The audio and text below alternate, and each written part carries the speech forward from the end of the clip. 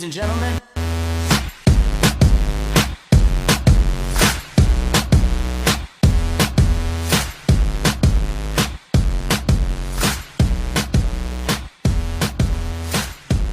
Hello everyone, and welcome to episode 145 of Constructed Criticism. I'm your host Spencer, and I am joined by my co-hosts, Michael. What's up? And Casey, who we just had to restart the podcast for. Hey, yeah, thanks for doing that. It actually wasn't because of Casey, it's because I couldn't control myself when he said what's gup instead of what's up. And I wasn't editing me out. You can't prove that I said that. That's true. I deleted the recording. The joke's on you, I think. Yeah. Very short con. Yeah. Thank you, everybody, for listening this week, wherever you are. We really appreciate it. This week, we are doing our set review for Eldritch Moon. Is that how you say that? Eldritch? That is correct. Yeah, we're doing our set review for Eldritch Moon, where we take the top 20 cards of the set, an AP pool, basically. So we used to do... We've done a lot of different versions of the set review. We did where we did every single card, rating them on the constructed rating. We did where we did every single card, rating them in both limited and constructed. We did where we each submitted our list of playables and only talked about those cards. And what we found is that all those are... It's just a lot. That was a lot of work. And so what we've done is we created a way to help the patrons of the show and give back to them. So the patrons of the show are allowed to submit their list of top 20 cards in order, and then cards get points according to where they put them. So 20 gets 1, 19 gets 2, and then all the way to number 1 getting 20 points. And it's really fun. It's a good way to do this. I think this is our second one. Yeah. Yeah, I think the first one was a big success. It was a lot more streamlined of a show than any of other set reviews have been. And we get to just talk about the best cards, or what we think are the best cards. Or what they think are the best cards. Yeah, right. For what it's worth, it's kind of interesting just to get others' perspective. I mean, getting to see both Casey and Spencer's list as well as the patrons' list it's kind of fun to just see what cards other people think are good. Because you'd be surprised. They're not always the same ones you think are good. So last time, you weren't on the set review, and you submitted a list just to hear us talk about different cards. That is true. Did you do that this time, or did you actually submit your top 20? I think it was basically just the top 20. Okay. I won't. I'm going to be non-committal on this. It's like I submitted this card at number 1, and black for a 1/1. Go. This card's not playable. That was a fun conversation. Anyway, so speaking of patrons, you too can become a patron by going to patreon.com/ccmtg, and you can join in the discussions and get extra content. There is an extra Patreon episode every single month that you can be a part of and listen to. So check that out. It starts at $1, and you can donate any amount that you see fit per month. And obviously, if you want to donate $1 million per month, we will accept that. That's true. No strings attached. Willing to accept that. No questions. Yeah, you could attach plenty of strings, frankly. Yeah, but I'm saying we have none. We have no strings to provide. Yeah. Sure. So we'll actually just take that money. Hashtag always improving. So hashtag always improving is every week on the show we like to talk about how we've improved at Magic, because hashtag always improving is the mindset of if you are not getting better, you're getting worse, and we're definitely not perfect at Magic, and we recognize that. We do a Magic podcast, but that doesn't make us remotely good sometimes. Yeah, sometimes we're real bad. Yeah, actual terrible. But every week we want to be showing that we too are willing to improve and willing to listen. And it's the kind of the mindset of the podcast and why the podcast evolves so much. Even this week will be a good example of that. But hashtag always improving. So this week I did a lot of brewing. If you're a member of the Constructed Criticism Facebook group, you got to see about 5 brews. And the other thing that I did this week is I let myself get unlucky in Magic. I was totally... I was going back to... I talked 2 months ago about how I was tilting a lot, and I've gotten really good at not tilting when I got unlucky, and just allowing it to happen and accepting it as what's going on. And during the pre-release that I played in, I was playing against a Pro Tour competitor, 5-time Pro Tour competitor, and GP Top 8 competitor Shadi Badran, and he played turn 2 Chittering Rats, and then played something else, and then he got a Chittering Host. And if he had not played the 4-drop that he played, I would have wiped his board. And then I was like, oh, that's unlucky for me. And he's like, man, like, I'd have been mad. I was like, yeah. Sometimes you get unlucky, right? Sometimes. I mean, by definition, right? Yeah. Like, sometimes you get unlucky, sometimes your opponents get unlucky. And it happens. It felt good to, like, just be willing to be unlucky. But I played a lot of Bant Company recently through my brews. Like, a lot. So is that a deck you've sort of jumped on as being good, or is that just sort of your baseline gauntlet deck at this point? No, I think we'll get into why I'm playing the deck when we get to the third card on the number 3 rank card on our list. Sure. I just curious, what has inspired you to pick that deck up again? I think that there are things that are just very powerful in the deck, and some of the new cards fit really well into that deck, and I really enjoyed it. So, what about you, Casey? How did you improve Magic this week? Similar, a lot of brewing. I've kind of been back, filling up pages in my notebook just at random times, trying to sketch out ideas. Got a lot of stuff kind of kicking around. Haven't really had too much of a chance to start testing anything yet, but I'm very excited about it. And yeah, just not sitting on my hands, not just waiting for the format, but actually trying to find something. Michael? I haven't tested a ton this week, but I did play, I don't know, probably 15 games with a deck that I think I ended up posting in the Facebook group that was just like blue-white spirits with Elder Deep Fiends that I like pretty well. I don't know that it's like the greatest thing ever, but it was certainly interesting and fun to get to play some new cards. And I also had a chance to play in a pre-release this weekend, which was a really good time. Cool. Well, let's talk about every week on the show. You are more than welcome to participate as a patron of the show. This week we do have a question from one of our patrons. If you are a patron of the show and you want to talk to us during this segment and have a question answered on the show, just go to the Patreon page, post anything you would like, and we will talk about it on the show. This week we have a question from one of our patrons. David C. asks, I hear people talk about how modern season is coming, in quotes. So he's talking about winter. I'm just kidding. And then he says, what exactly does this mean? What constitutes modern season and sets up apart from the rest of the year? So back in the day, seasons were broken up into standard, limited, block, and extended or modern, depending on when you start playing. And what that means is that the season correlated to what the PTQs were. So whatever the PTQs were at that time, it was that season of Magic. And with the PTQ system, there's really only 2 seasons, but there are new seasons with new standard formats. So it's either standard season or modern season. And modern season just correlates to when you play in modern PTQs right now. Now, why is that different than like a normal season? The difference is that you can only play modern or sealed PPTQs during that time of the year. Yeah, they kind of mixed it up. Originally it was a free for all, right? Then they divided it into like 2 sealed seasons, a standard season and a modern season. Then they divided it into like 3 standard, 1 modern, but you could play sealed anytime. Mm-hmm. So over the summer, basically has been modern season the last 2 summers. Yep. And so we're getting ready to start that. We just entered it last Monday. Yeah, so well, I think we're on a break, right? We hasn't actually formally started yet. I believe that my expectation would be that most places will have sealed PPTQs this weekend, with it being the release of Eldritch Moon. Yeah, I think modern season has started. Right, but then I think for most people, beginning the following weekend, you're probably going to be looking at modern PPTQs. They can schedule them, like it would be like they could schedule one on the Tuesday if they wanted to. Can they? They can. I thought that it was like a 2-week break where there were no PPTQs. According to the calendar that I read, I might be wrong, but okay. But either way, we are entering that season where PPTQs are modern. But the it dates back to like when it was block, standard, limited, and modern, when there actually were 4 seasons of Magic. Which, by the way, that was the best. Yeah, this is actually, I don't know that there was block PTQs. There were way back in the day.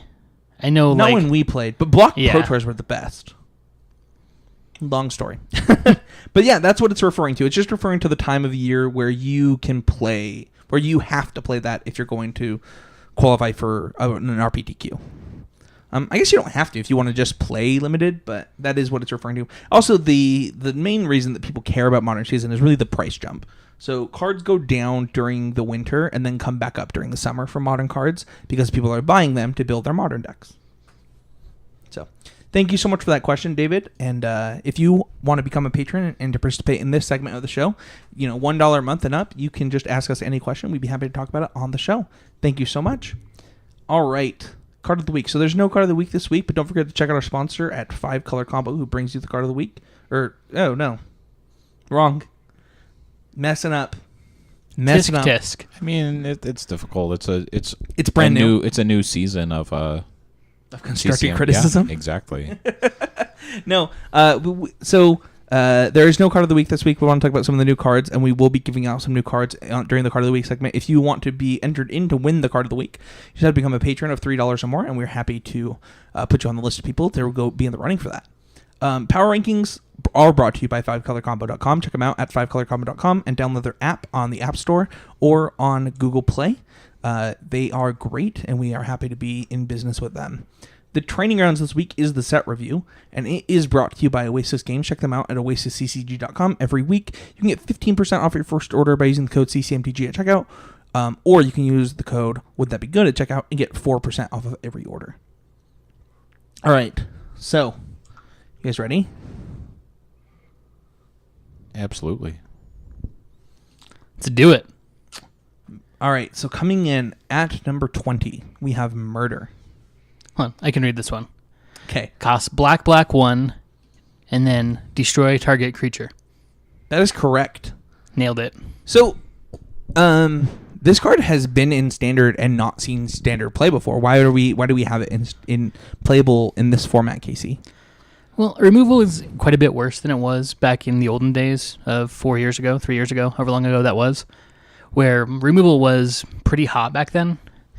Like, Dreadbore barely saw play, right? And that was just like the better version of this. So it's just tough, but right now, instant speed removal is fairly hard to come by, and this one is pretty straightforward. I mean, we already see a card very similar to the Sing play for White 1, right? Yeah, Stasis Snare does see a little bit of play. It's kind of been a victim of Dramoka's command, which this isn't, so I would expect it to see a little bit more play than Stasis Snare.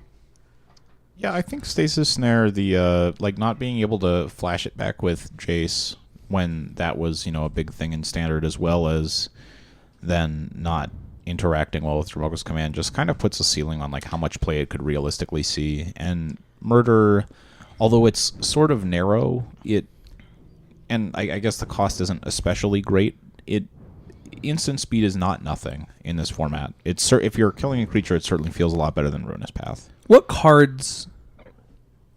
What kind of decks do you expect Murder to see playing? Control decks, mostly. In an aggro deck, it's kind of inefficient in terms of mana. So it's mostly going to be... What about a bug control deck with some of the new cards in this set that might want Delirium? Maybe a Delirium bug deck. Would you want Murder in that style of deck? Possibly, depending on the exact format. I don't know that this card is going to be a 4-of very often, but I think that in any slower deck, it could be a key contributor. Yeah, very reasonable 1 or 2 of, I would think. Yeah, a great role player. Yeah, kind of what we talked about a few weeks ago. It's not a card you want to draw your third of in the same game, because although it being instant speed makes it slightly less clunky, just holding up 3 mana to kill a creature in a deck that isn't just holding up mana anyways is kind of awkward. Right. You want to draw these kind of early and your Ruinous Paths kind of late, right? So you're probably playing some split of those that would allow for that. Right. I don't know exactly what the split is. If I'm not mistaken, Murder was also in Standard at the same time as Hero's Downfall, correct? I want to say it was in M13. It was in M15. Was it an M15? That's what it says, but... Interesting. Maybe it's wrong, because I don't see Murder on this list of cards. I mean... it was probably in those... It is in M13, by the way. I just read this wrong. Okay. I was going to say, there's also... M15 is when they started doing those... they had cards that weren't in booster packs in those starter packs, and those cards were standard legal. So I wonder if it was one of those. Well, I'm just interested to see what the same set might have brought. So in M13... I remember this set. This is actually my first second place PTQ finish was M13 Limited. So this set was super powerful. This was the Thragtusk format also. I believe Thragtusk is actually in this set. Yeah. So we have Thragtusk, Flint Hoof Boar. So this set was defined very differently. It was not. I mean, like you had cards like Searing Spirit, Instant Speed, right? So the idea of playing, Murder was just in the very next set, Detention Sphere, Abrupt Decay, and Dreadbore were printed. That is true. So this card was pretty outclassed, right? And Victim of Night was still in Standard when this card was printed, and Ultimate Price. So, there were very few decks, very few metagames where this would be your best when it was printed spell. Also, I believe that it was in Standard at the same time as Doomblade during M12 also. Yeah, so it was just never the best removal spell, It just right? basically had no possible window. Why would you be willing to pay 3 mana? I mean, we saw white 1 enchantment, exile target creature until this thing leaves play, and we thought that card was playable. So obviously Murder just it's a little bit better most of the time, right? Because it doesn't get got by Dermoka's command. It's a little bit worse against, indestructible creatures or whatever. But for the most part, it's just a little bit better than Stasis Snare. Right. I think basically it's going to function similar. There are going to be matchups where it's better or worse than Ruin. Like the matchups where you're trying to kill a lot of Planeswalkers, obviously it doesn't replace Ruinous Path at all. But in the matchups where my issue with this card basically is that in the matchups where Ruinous Path is bad because it costs 3 mana, this card still costs 3 mana. No, I think that the issue is the matchups where you will need instant speed removal. I don't think this card's ever gonna be a 4 of. Because if you're going to play 4 of this card, it's going to be in a very controlling deck, right? And at that point, you're probably just better off playing something like Dissipate or Void Shatter or whatever. Yeah, well, in a control deck, you can split your removal up pretty nicely, right? You can play Grasp, Ultimate Price. Right, I think you're going to be able to find some sort of better combination than just full 4 Murder. But I think that this card is fine. It fills the holes in your removal package pretty nicely. It feels like a really nice 1 or 2 of in slower decks to me. All right, coming in at 19, we have Hanweir Garrison. So this card, let's pull this one up. So, I'm not sure how I feel about this. So Hanweir Garrison is 2 and a red for a 2/3. Whenever Hanweir Garrison, it's a human soldier, and whenever Hanweir Garrison attacks, you put 2 1/1 red human creature tokens onto the battlefield, tapped and attacking. A lot of Goblin Rabblemaster comparisons. The thing about Goblin Rabblemaster, though, you didn't have to attack with Goblin Rabblemaster. No, I mean, if your opponent was, tapped low on creatures, or didn't have creatures in play, you could attack with your Goblin Rabblemaster and it was straight fire, right? Where this has to attack to really get value, so it can't take over a game the same way the Goblin Rabblemaster did, just kind of for free. That's true. There's also, I think, this format just generally has, not as much good burn, specifically not the combination of Stoke the Flames. Stoke the Flames specifically was great with Goblin Rabblemaster, but I still think this card is relatively powerful and pretty interesting. There's a lot of cards in this set that when I was building mono red, I was like, maybe big red is just better, and this is one of those cards that makes you think that where maybe you want to be big red. I do think that this card is playable. In fact, if you look at the stats on the list submitted, this card was ranked as high as 9 on some people's list. I don't know. It does not remind me of Rabblemaster. It reminds me of Hero Blade Hold, which is my least favorite Magic card of all time. The reason it's my least favorite Magic card of all time is because its toughness correlates to something that you can't beat. 3 toughness is a lot of toughness in New Standard, where we're playing with... luckily we are going to get a card that can kill this, but this thing's harder to kill than it looks like. 3 toughness guys, they've made a point of making that better. So my issue looking at this card specifically is that I still feel like in Dramoka's command matchup, this is just dying to everything, which is sort of unfortunate that just being a 2/3 is that's just a thing that's going to happen to you a lot playing this card. But that's true of every deck, right? Every deck plays 2/3s to die. That is true, but this is a 3-drop, right? Where there's 2 3s for 2, and this has to attack to get value. Which do you think has more value in the long run, this or a Reflector Mage? I think this does. I mean, if you probably like Reflector Mage does all of its work on the front end, right? But I think that its front end is going to be more powerful on average than this card will be. But you think so? But a card doesn't have Yeah. to be Reflector Mage to be good. Like we can certainly say I don't think this card is anywhere near as good as Reflector Mage, but still think it's think that, like- Interesting, because I think Reflector Mage is like borderline unplayable, and it's only good because they forced us to play creature mirrors, right? Well, I mean, that's most I don't like think you can mana remove wars have cards been from the- powerful. Hold on, let's talk at different times. What were you saying? I don't think you can remove cards from the context of the format, though. I mean, like, it feels really Right, but unfair who- to say Reflector says- Mage is bad because it's only good in creature mirrors when all we're playing is creature mirrors. Right, but like we don't know that we're going to be playing creature mirrors the entire time that both these cards are in standard. That's true. But I mean, I'm comparing them very much just in a.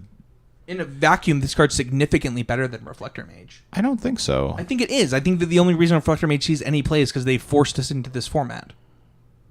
So, I mean, the question then is, like, what deck is this seeing? So, basically, I think this card is good if you can play it in a deck that is good against Dromoka's Command and Reflector Mage. This is funny because this card is actually not on my list, but I still have it higher than you guys do. Yeah, I think that this card is fine. Like against like creatureless control, this card is insane. Like it's gonna put the wood to him in no time. Like it's really hard to. Would you rather have this be the top end of your little aggro deck or the mid game of your big aggro deck? I think it's a better mid game card. I agree It's a 3-drop that you have to untap I agree with. also. So I think we are all on the same page with this card. As long as my issue is basically like, are you going to be playing against decks where it's profitable to be attacking on turn 4? If you can build a red deck where attacking on turn 4 is something you're able to do regularly, but it's also like this card is relevant in your game plan, I think this card could be really good. But that is sort of a weird set of conditions. Yeah, one thing that when I was building red decks, because there are more red cards in this set than there are in standard that are playable. So huge boon to red in this set. One of the things that I noticed is that some of the cards more favor that big red style, but there are enough things where my favorite style of red deck is the little red deck that transforms into the big red deck.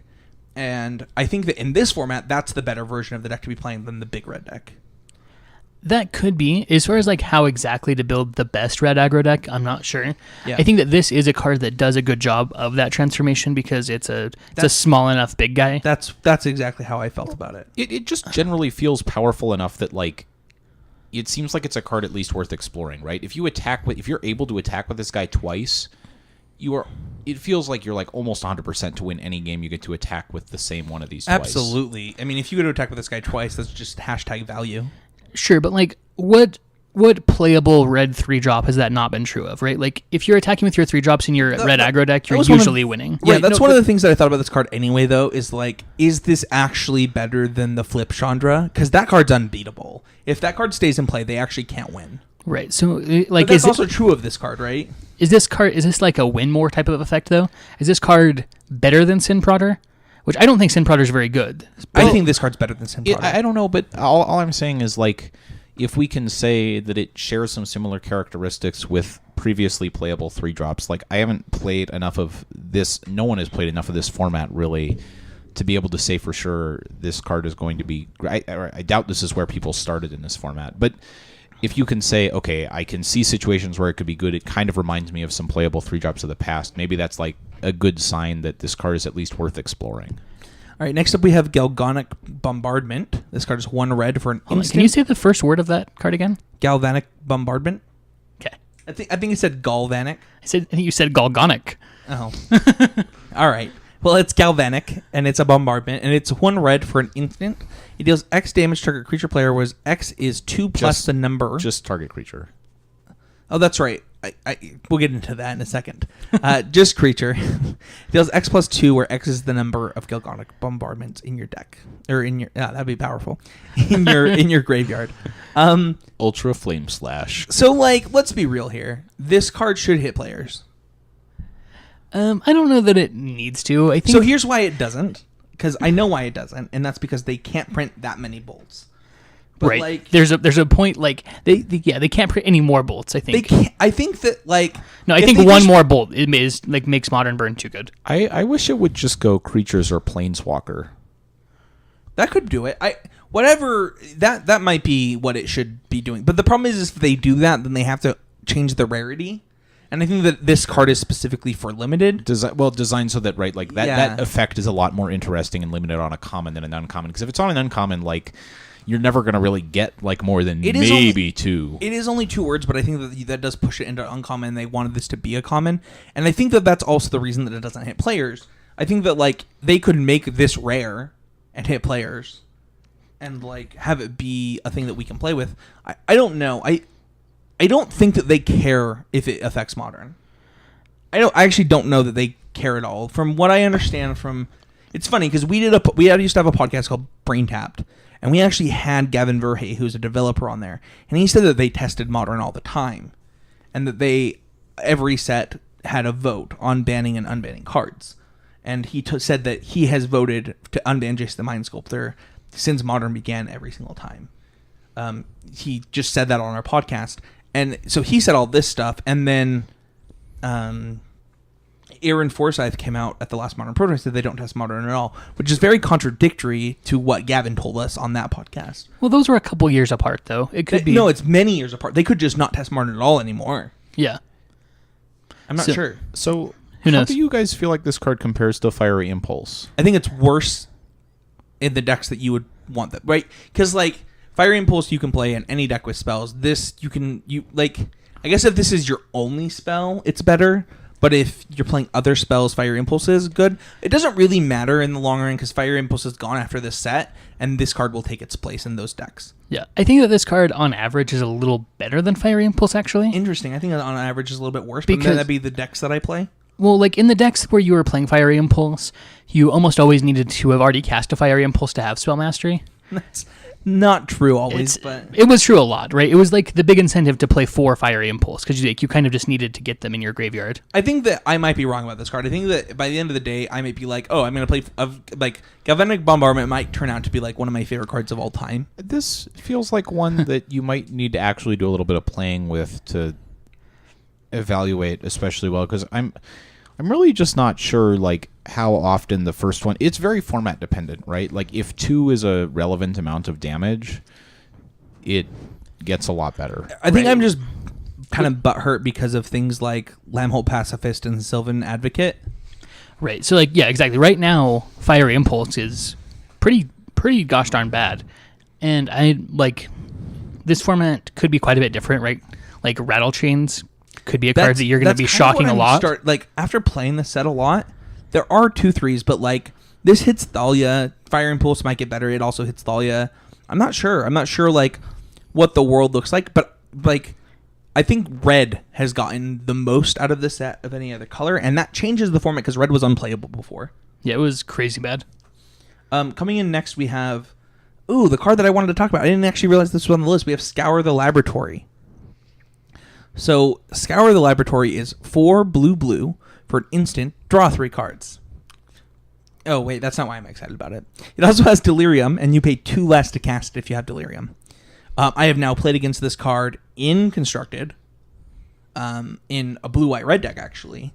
And love it. This card's great. This card's great. I don't have any other... Like, I think that it's not that hard to get Delirium in Standard if you want it, and in those decks, a lot of them do want an effect like this. Instant speed, harmonize is great. So, just out of curiosity, what was I'm just trying to imagine like what the blue-white-red deck looked like. Like what kind of things was it playing? It was in a Nahiri deck. Okay, so you're playing Planeswalkers and you're also playing something that allows you to discard.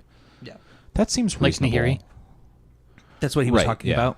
No, sure. It's like a fiery tormenting voice Nahiri deck. Okay. Sure. Well, I'm just like there seems to me to be a little bit of tension between the decks that value the instant speed most and the decks that are best at getting Delirium. But obviously, like, it depends. Like sometimes building great decks is figuring out how to make things work for you, right? I mean, some number of those decks can just be like Jace bug decks. Some number of them can be Jace Nahiri decks, right? Sure. And sure. I think that like somebody finding that, and if there's anything that I've learned the last like 3 Pro Tours, is even when blue is unplayable, the pros find a way to like play it at the Pro Tour and do really well with it. We saw Esper at the last Pro Tour.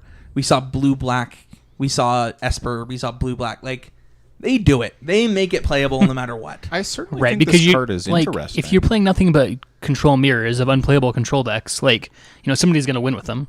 It's just the facts. But also, some number of those players are going to be playing, mid-range decks. And, honestly, I'm pretty excited about Scour the Laboratory. I think that this card is very interesting. I know I saw Casey roll his eyes when I called it Harmonize instead of Concentrate, but... Every single time. I think you do it actually just to tilt me. So That's not true. That's not fine. why I do it. I could this card. It's probably going to be quite good or really bad and nothing in between. So I actually think it's quite good. I think it's basically sort of like Jace's Ingenuity, right? Which is 5 mana instant. It's sort of sometimes it's a little bit better than that, sometimes it's a little bit worse. And Jason's Ingenuity was printed in a format where you had Jace the Mind Sculptor, so that's not a fair comparison. Well, it was in Standard more recently than that. Was it?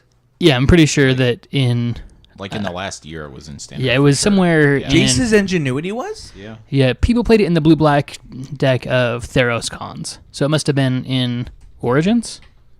No, that would make it in Standard today. I think it's in M15. Yeah, that's actually what I It meant. is in M15. Okay. And people played. I actually did play Justice's Ingenuity in that deck, but that People card played was- one or two of those. I think that card's good. Yeah, exactly. And I think that this card is very similar to it. It depends on how much you're going to value the instant speed in a deck that's achieving Delirium regularly, right? Does that make sense as a baseline for whether this card is good or not? Yeah, but I think that you're undervaluing it. Well, I think it'll be fine. I think it'll be sort of like Murder, the kind of card you'll play a couple of. Oh yeah, I think maybe if we're making it sound like it's more than a 2 of or a 3 of, which I think is its max. I don't think you're ever playing 4 of this card. No, but Yeah, I just get very excited about drawing cards. how good it feels. Murder is fine, but you're never going to be really excited that you cast a Murder. If this card is good, I think you could be really excited that you're casting Instant Speed Harmonize. Exactly. I'm gonna go run out in traffic. They're Next both up, dead to me. We have Grib Flayer. It is 1 black and 1 green for a 2/2 human warrior. It has trample. When it deals combat damage to a player, look at the top 3 cards of your library. Put any number of them into your graveyard, and the rest on the bottom of your library. It has Delirium, and it gets +2/+2 when you have Delirium. I don't know that I had this card on my list either. I might have had it at number 20. I have played with this card. I think this card's bad. I think it's real bad. It feels to In me this format, I think it's it bad. I don't depends know a that it's lot going to on be how bad many- forever, but today, it feels like it depends a lot on how many 3 toughness creatures there are, doesn't it? I mean, Sylvan Advocate is literally in this format. Right. It's super mana intensive. for now, not that much longer. It's in Battle for Zendikar. It's an Is it? oath.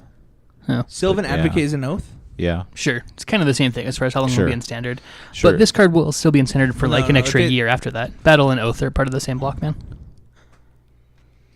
Yeah. I don't know. Sorry, I was thinking of Origins. Yeah, this card's got a whole year to stare down and battle Sylvan Advocate. The other thing is its mana cost is so prohibitive. So I imagine this goes kind of in your Mind Rack Demon deck, where your Mind Rack Gitrog type of deck, where you're trying to beat down with these Delirium creatures, and this is both a beater and an enabler. But it may be too awkward. It is kind of awkward, but it depends on when you're enabling Delirium, because if you're frequently enabling Delirium on turn 4, Maybe it seems fine because you're going to still be able to attack through Sylvan Advocates on the play or draw. Maybe I'm misunderstanding. Maybe in a world where there could be a world where you can play the 1-drop. What is The he? one with Death Touch, Yeah, the Death Touch 1-drop. Noose and Viper or something Yeah, silly like What that. is his name? I can't even find him. I think it's Noose something. I know Noose Constrictor is the Wild Mongrel. Oh, that's what I was thinking of. It's It's Narwhal Dryad. So there could be a world, I guess, you can play both of these and attack with both of them. You mill your top 3, and then your opponent's all right, so I can block. I have to block one of these. But eventually this thing's gonna be a 3/3. So maybe having it be an enabler that can just attack every turn and you don't care if it dies. Yeah, I think they made this card like a little bit more complicated than it is, or make it seem a little bit more complicated than it is, which makes it seem worse than it is. I think if it just said spill your top 3 instead of look at the top 3 and blah blah blah. But that's actually like a pretty reasonable improvement, right? Like getting to look at the top 3 and choose which one of them you're going to draw next turn is like actually That's true. Like pretty good. No, doesn't it put things on the bottom? I don't think you can put things on top with it, can you? Can you? Back on top with it in any order. Oh. No, that's even better than I thought it was Like then. getting to I thought it was spill some, bottom some. getting to I might have read that wrong. I'm not sure. Okay, yeah, I mean, I think this card is plenty powerful. No, that's what I'm saying. I might be wrong. So it feels like it's sort of awkward, but like the payoff is pretty decent. Because if you're getting like if you go like turn 1 something, turn 2 this guy, turn 3 removal spell attack, you're probably going to be close to Delirium or drawing another removal spell next turn, or both.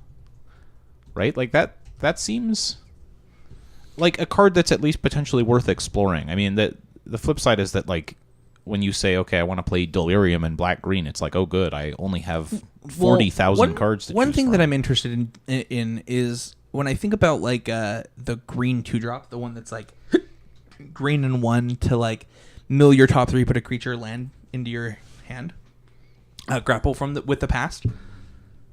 So I played that in sealed, and I was like, oh, well, this card's actually insane. This card is actually constructed playable. So like cards like that. So if I can attack, but the thing is, it has to deal combat damage.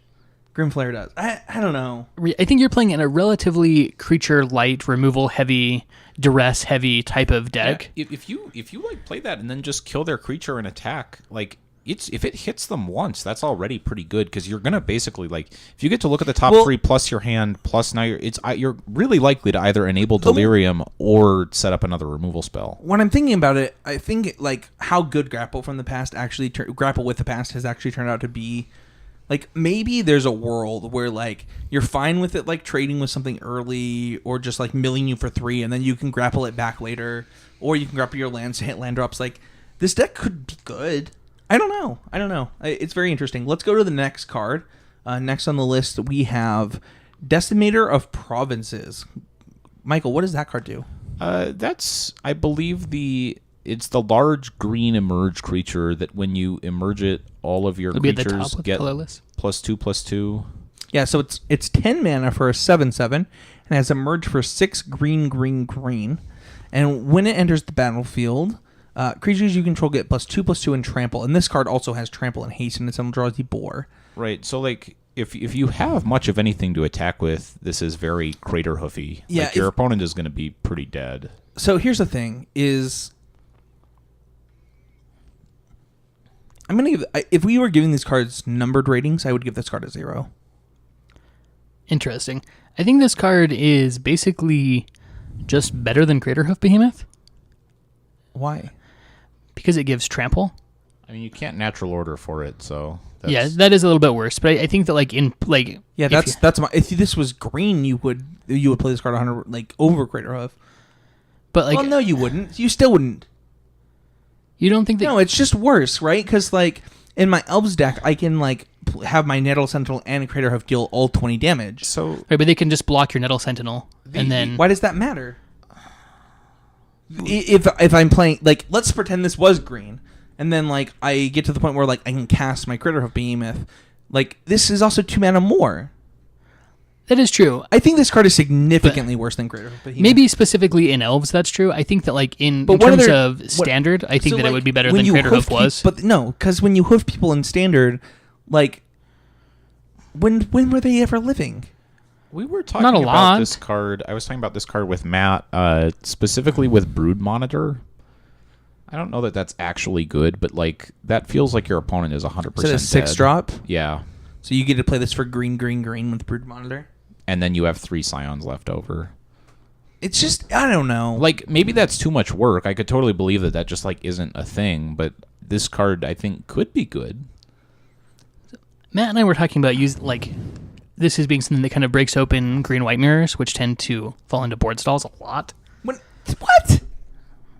Yeah, because if you sacrifice like one thing, it doesn't feel good. I don't know. I think it's a sideboard card, but I think it's fine. Okay. So we are on very different pages on that, which is fine. I don't think that's a problem. I think this card is going to never see the light of day. And I'm going to be happy when I'm wrong because I love cards like this. It's kind of polarizing, right? Like, this card is either really bad or, like, super powerful and kind of... Yeah, it's never going to be meh. It's never going to be like, then you cast Decimator of the Provinces, and it was fine. It was medium, right? It's like either like this card gets cast against you sometimes, or when it gets cast against you, you're just dead, or this card literally never gets cast ever. Yeah, next up we have Oath of Liliana. This card is 2 and a black for a legendary enchantment, and when it enters the battlefield, each opponent sacrifices a creature, and then whenever you cast a Planeswalker card, you get a 2/2 zombie. So this is the first one of these that I'm actually... I needed to correct myself. It's at the beginning of your end step if a Planeswalker entered the battlefield. So the same as the other ones that work that way. This is the first one that I'm really sad is legendary. Oh, yeah, that would be good. Be a lot better. Oath of Chandra would also be broken. It would probably be too good. Yeah. Oath of Gideon, like, you would be pretty... Like, if you could have 2 of those, like... And then Oath of Nissa, it doesn't matter. Right. And that's the only one I've ever actually tried to play multiples of, too.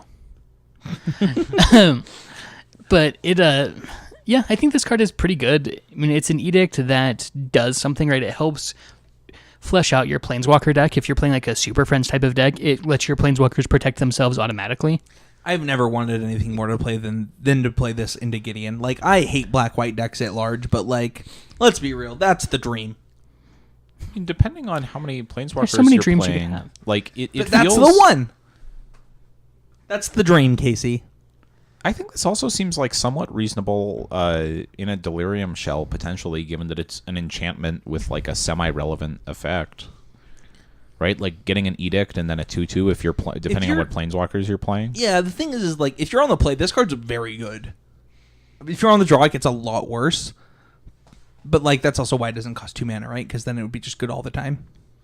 Yeah, it's probably like the old, like, 2 in the main, 1 in the side at most.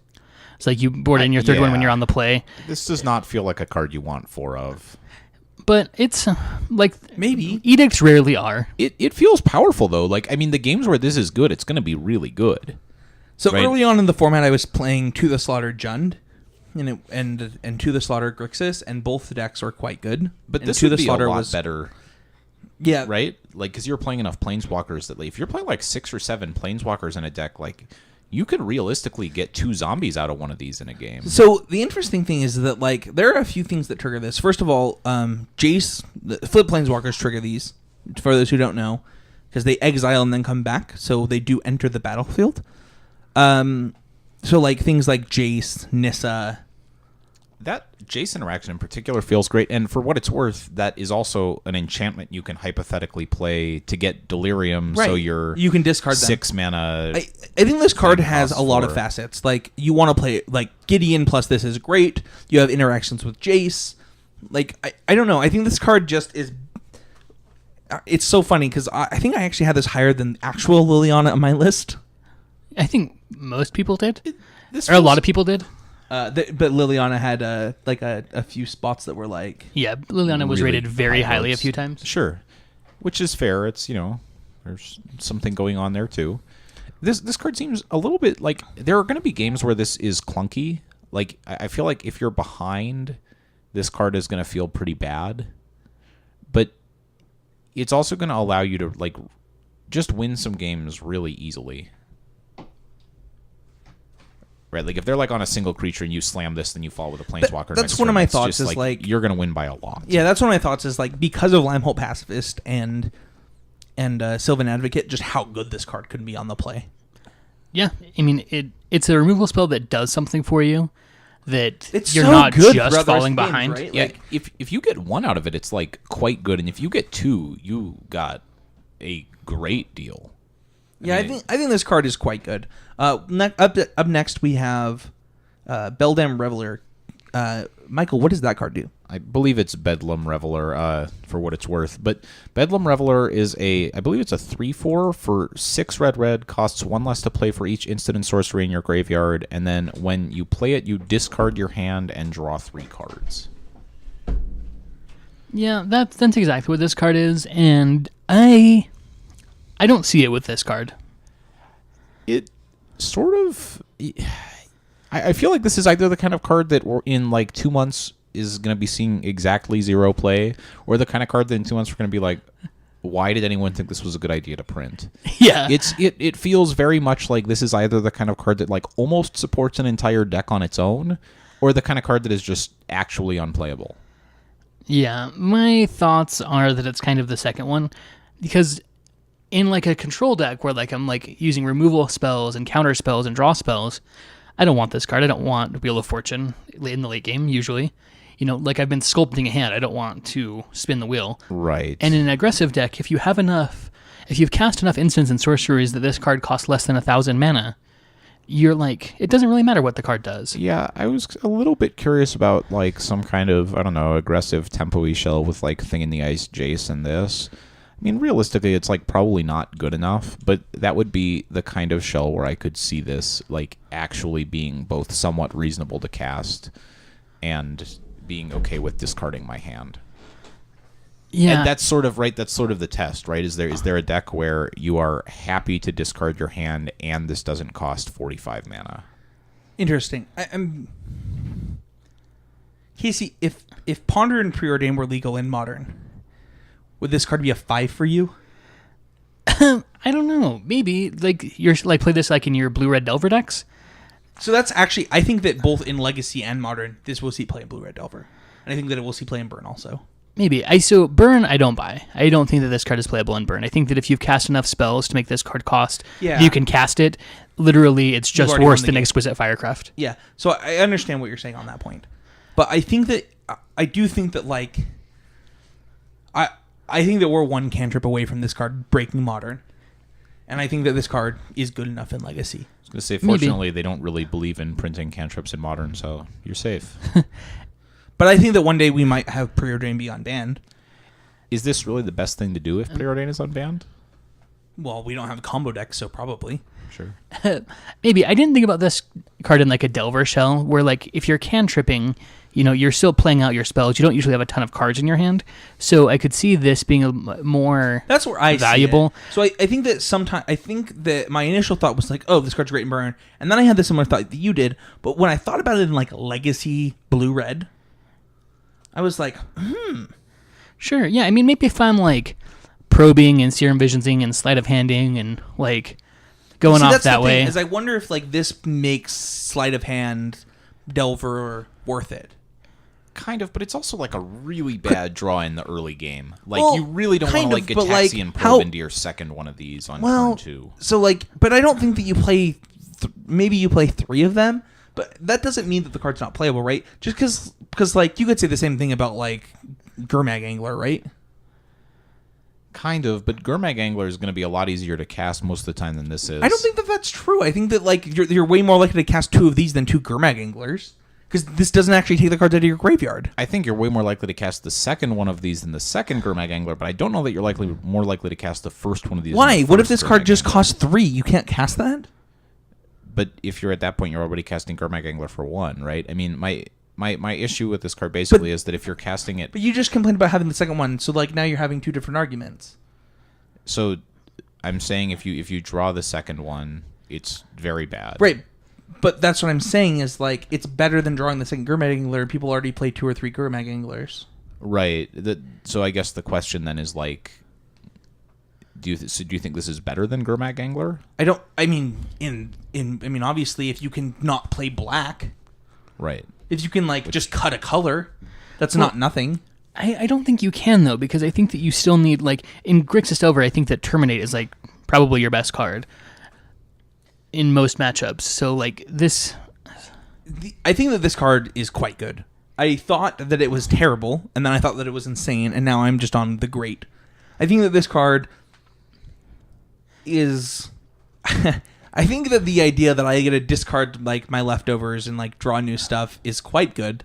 I think that this card is comparable to like Gurmag Angler and Tassiger, and then I'm all about this. Like, so it's a 3/4.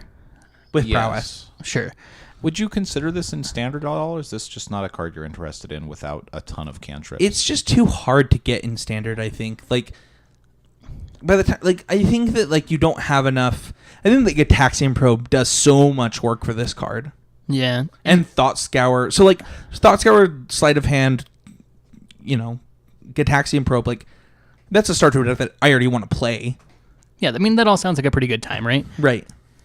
So... And anticipate, and what is the new... Sure, no, I point taken that the... inventory does not make me want to play this card. Right. That makes sense to me. That's... Oh, man, if they had made Tank Inventory 1, I might have been okay with it being a sorcery. that would be something. Yeah. That card, I think, would actually be great. Yeah, like really like quite possibly oppressive. We're on pretty different spots on this one. So let's go to the next card. We have Mausoleum Wanderer. So this card is 1 blue for a 1/1 spirit. It has flying, and when another spirit enters the battlefield, under your control, Mausoleum Wanderer gets +1/+1 until end of turn. You can also sacrifice it, and you can counter target spell unless its control plays X, where X is Mausoleum Wanderer's power. This card's been so good in testing. Sorry, instant or sorcery, right? It's not just any spell. Oh, sure. Instant or sorcery. Anyway, this card's been great. Actually, so good. Yeah, I mean, it's basically Judge's Familiar with, like, a little bit more going on, right? So it's pretty powerful. Yeah, the +1/+1 happens a lot. This card is... Man, when people try to compare this to Cloudfin Raptor, I wanted to fight them. Because this card's like... This card is everything Cloudfin Raptor wished it was. I mean, it's never going to beat as hard as Cloudfin Raptor did in most games. It's going to be better than Cloudfin Raptor in so many games. Yeah, better, but not beat is hard, right? Like, it doesn't attack for as much as Cloudfin Raptor did in an average game. So it's going to attack for 6 a lot of times, and Cloudfin Raptor attacked for nothing a lot of times. When is it? It doesn't get a +1/+1 counter. No, but it's going to attack for 2 and then 2 and then 2. Yeah, but like Cloudfin Raptor, like if you... And then you were lucky for that to happen with your Cloudfin Raptors because you had to draw... Like, anyway. If your Cloudfin Raptors were attacking for 0, you were already losing. I don't want to have a 10-minute conversation about how bad Cloudfin Raptor really was. So I'm a little curious. My issue with this card specifically has been that when I've been testing it in Spirit Shells, I feel like I want to play so many of my guys as flash guys that I end up attacking for 1 and then sort of holding up. I end up attacking for 1 and then they can play around the rune snag or miscalculation. You think or so? You want to call it. There are times where... So it does have a pulling effect, right? Because if you attack for 2, then it only counters for 1. But if you can make it a spell pierce... Like, right. It's like a balance, and I wonder, like, it makes me think that there is maybe a little more going on in deck building there than I've gotten to at this point, just having not played enough games.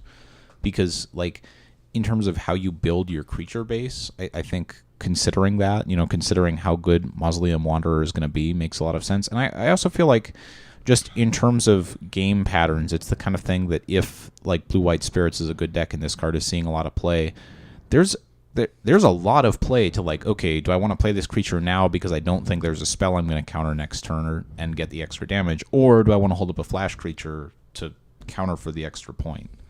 Casey, I love you. I don't want to fight you about Cloudfin Raptor. But what do you think of this card? I think it's good. I think it's a fundamentally different card than Cloudfin Raptor. Yeah, obviously. I was stating that I didn't like that people were comparing it to Cloudfin Raptor. I think that they're... I also think that it's very different than... I think that this card is, like, very complex. I think that Michael kind of hit it on the head. Like, in the deck building area, like, you have this tug and pull. But just sequencing, too, right? Yeah. Like, within the game, you're just, like, so many of your creatures have flash that you have to make this decision every turn. Yeah, it's a very interesting card. I feel like it's going to attack for format All-Star? I mean, is it going to win 2 Pro Tours like Judge's Familiar? Probably not, but maybe anything's possible. That's a high standard, though. Like, yeah, you could be a good card in Sphinx's Revelation did not win 2 Pro Tours. That's true. Jace the Mind Sculptor won 0 Pro Tours, if I'm not mistaken. Oh no, it won 1. Yeah. If you get banned, it doesn't really count. Delver of Secrets won 0 Pro Tours. That's true. So far. I think that this card is pretty good, though. I think it's going to play a lot like a little bit better Judge's Familiar almost all the time. I think it's going to attack for 1 most of the time because you are playing a flash deck, hopefully, most of the time. But there are times where, like, they'll try to kill a creature and you'll rattle chains to give it hexproof, and then this will get in for 2. You know, things will happen That's for what you. I've had happen. Yeah, which is powerful. And then, in addition to that, like, because my rattle chains is in play, I'm able to, like, play other things to, like, pump. And then, like, for example, I had a sequence in the blue-white deck where I played this turn 1. Turn 2, I did exactly what Casey's talking about. I gave it hexproof when they tried to kill it, or something like that. And then turn 3, they did something, and I, like, flashed in the indestructible one, sacked the indestructible one, but attacked for 4. Right. No, it definitely, the good sequences with it feels really, really powerful.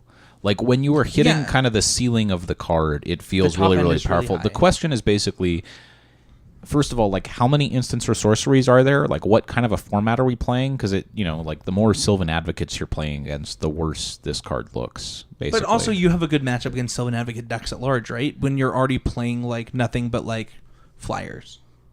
Yeah, I mean, that's certainly the idea. That's what you're going for. Especially when you think about like Rattle Chain stopping the Dromoka command draws. Yeah, and so I don't know exactly how this deck will measure up to those types of decks and how this card will flesh out. I think that the ceiling on this card is very, very high, but if in 3 months we kind of never played against this card, I wouldn't be that shocked. I'd be disappointed, but not shocked.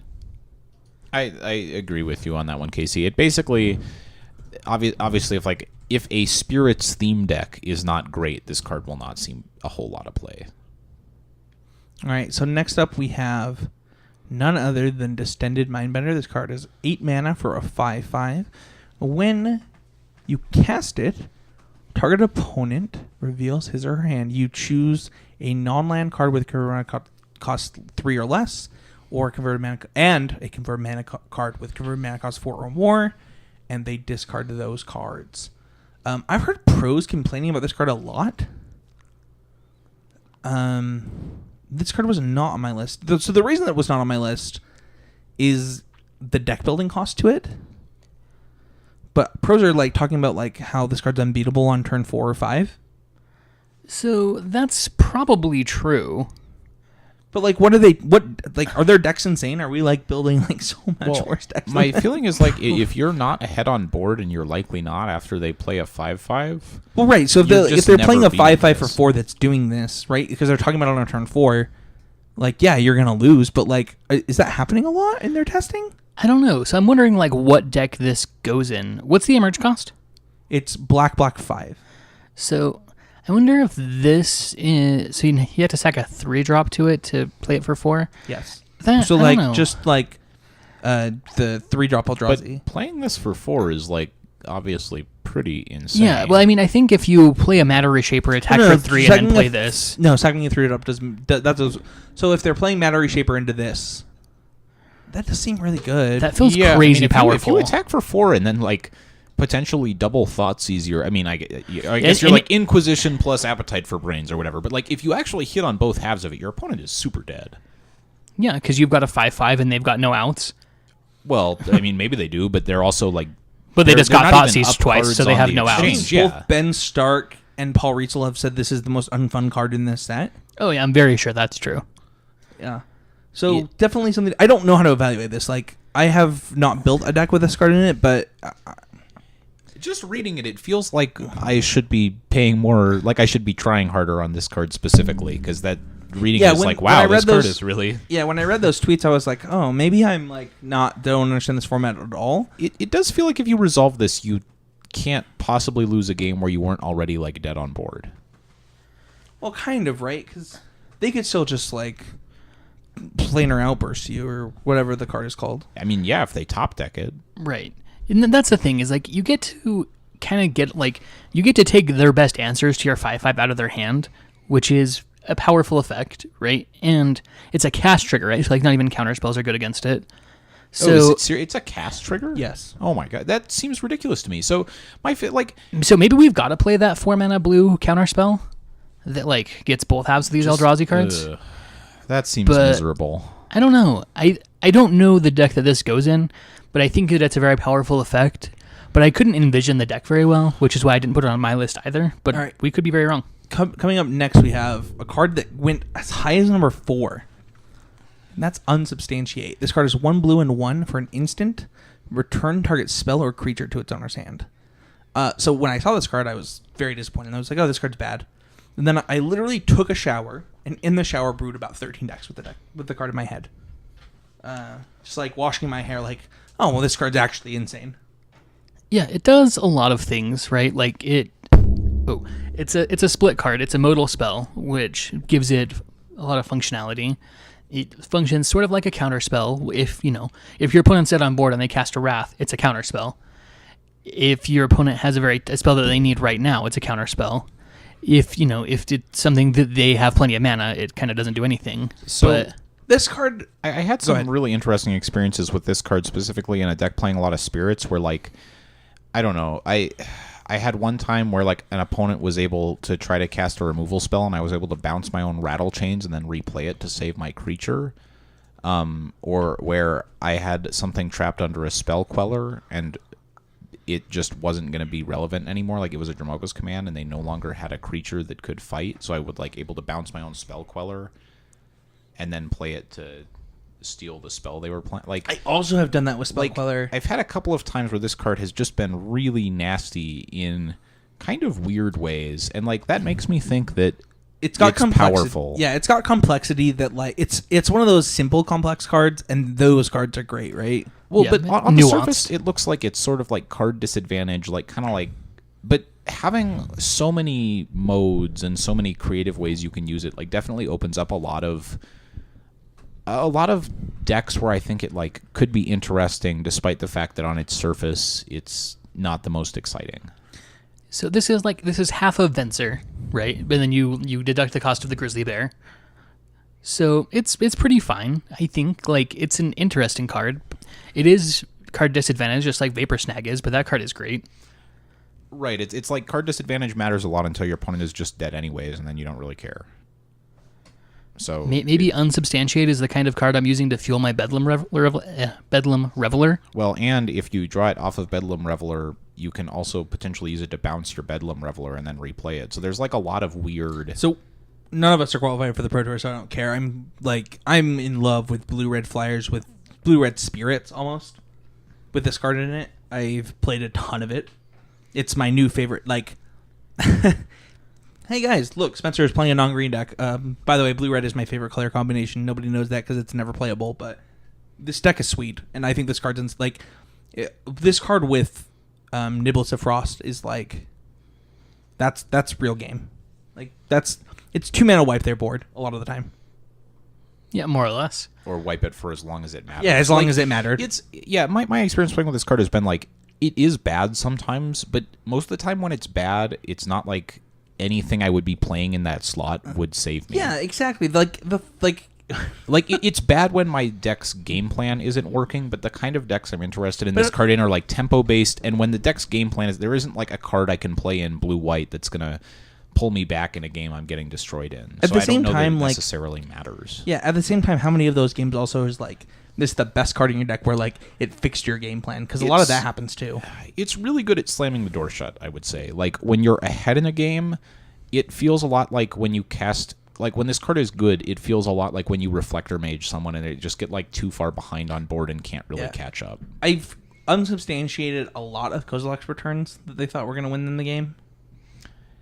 Yeah, I mean, when you're getting, like, when the tempo side of it is good, the card is good. Yeah. Also, you should only be playing it in a tempo deck, so. Yeah, this is like a terrible control card. Yeah, this is a tempo card. And also, Casey, do you miss tempo decks? Because, like, this card's real.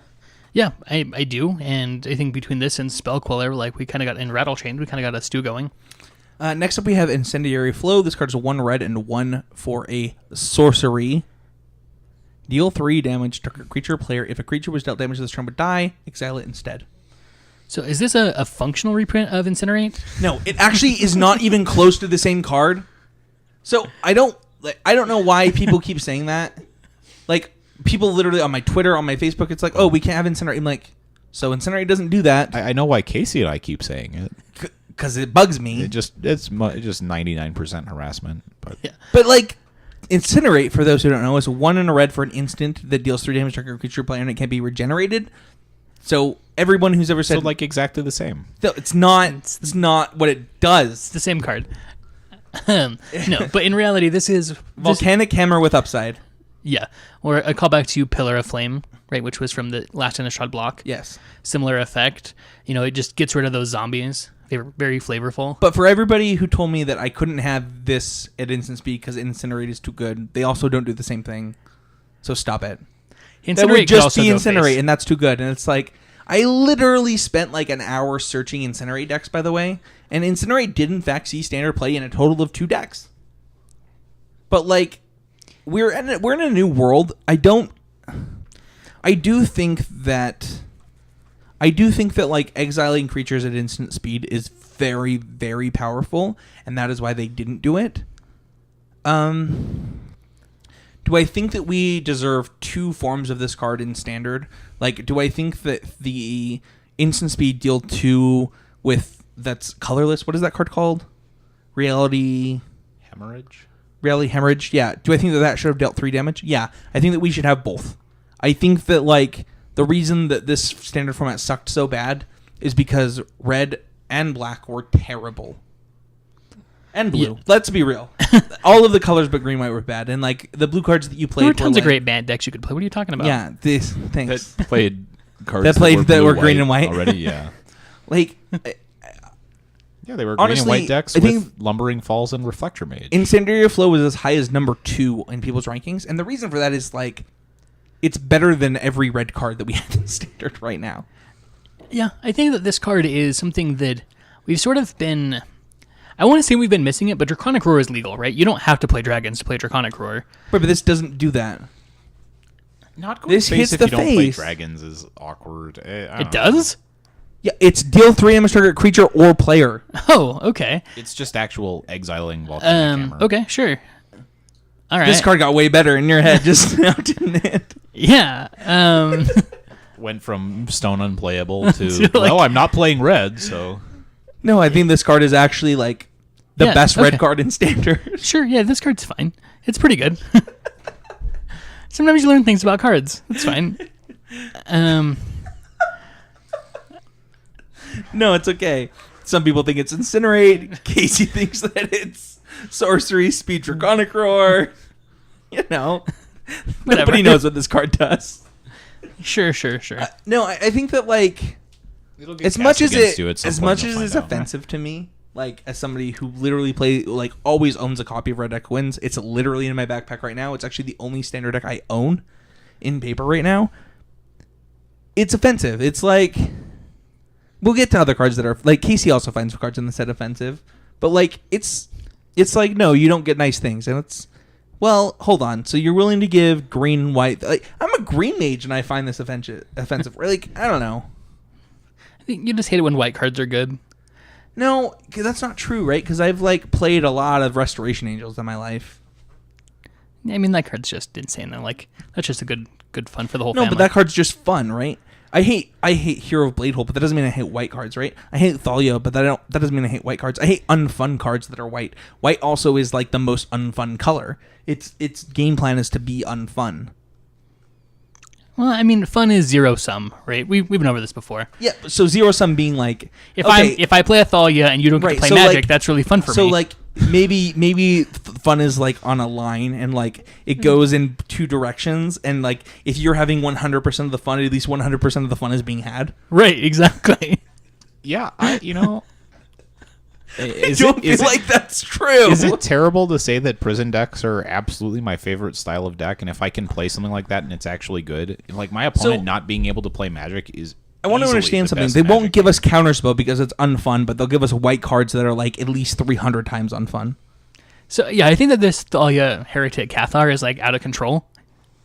But like, I'm not just talking about I'm talking about both Thalias. Thalia is just an unfun name to have on a Magic card. Anyway, what is Incendiary Flow? Is this, why do we have it as high as number 2 on some people's lists? Honestly, it's because like at the end of the day, Lightning Bolt has fallen far, but like it starts getting closer to the critical mass of burn where burn spells are relevant. 3 is just enough, right? 3 for 2 is enough, and even though it's offensive, like, we're still going to play it, and it's still good, and it still freaking exiles.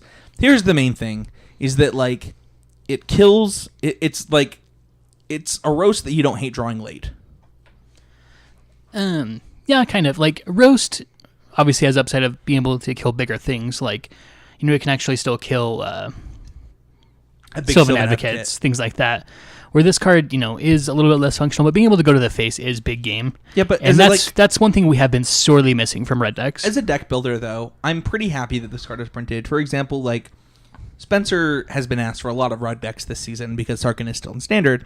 And it's like, hey, like, so I have some, but, like, I don't know that Oath of Shauner is what you want to be doing. As much as I love this deck, like, here's my rug list. I think that, like, a 3-2 split in, like, your mid-range decks between, like, 3 of these 2 roasts is, like, a reasonable thing to be doing in, like, either Jund or Rug or even green-red mid-range. Like, however you want to build your mid-range deck, even, like, Mardu. Like, this gives you this thing that you don't have. This deals with Planeswalkers in a way that, like, we don't have. Very true. So, coming up next, we have Eldritch Evolution. This card is green 1 for a sorcery, I believe. Mm-hmm. And as an additional cost, you have to sacrifice a creature, and then you search your library for a creature with converted mana cost that is within... No, X or less. Okay, that is, but it can be like up to 2 more, right? Yes, X or less, where X is 2 X plus 2. Yeah. So if you sack like a 5, you can get a 7. If you sack a 4, you can get a 6. But you can get anything that's less as well. Yeah. So X plus 2, where X is equal to the cards that you sacrifice converted mana cost. I think this card is a 0. I actually think this card is unplayable. In every format, I think this card is bad. I wouldn't go so far as to say that. I think this card will see play because people will try and force it, but I think it's unplayable. And at the end of the day, in 5 months, this card will see 0 play in all formats. I think that this card is a little bit better than Court of Calling. That's what people are comparing it to. I think it's just strictly worse than Court of Calling. Court of Calling, just, like, you just get the card, right? But Court of Calling costs like 100 mana. Court of Calling costs, like, no mana, right? It costs 3 mana. It's like 100. Like, all right. It depends. Like, sometimes Court of Calling is a time walk for your opponent, right? Like, where this usually shouldn't be that. I don't know. I think that this card has too much upside to be called a 0. Like, do I think that people are going to... So if, like, on our old rating system, you'd give it a 1? It's either a 5 or a 0? Maybe. I think that it could be just like a workhorse, though, in like a Abzan Company type of deck. So I don't know that it's quite that polarized. This feels a lot like it's going to be either pretty good or basically terrible. Do I think people are going to go like Forest, Spirit Guide, Manamorphose, Allosaurus Rider, exiling 2 cards, Eldritch Evolution, Grizzlebrand? No. But do I think that I would stand up and applaud them if they did? Yes. As their opponent? Yeah. They'd probably think you were going to flip the table. So be careful with that. You know, like you got to start applauding before you stand up. Every person that's like, I'm going to like play a Hooting Mandrills or a Gurmag Angler into something else, I'm like, you are? So like, how are you doing that? So, like, you're going to do this turn 3?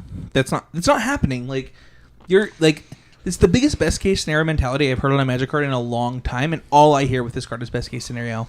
This card is actually just bad.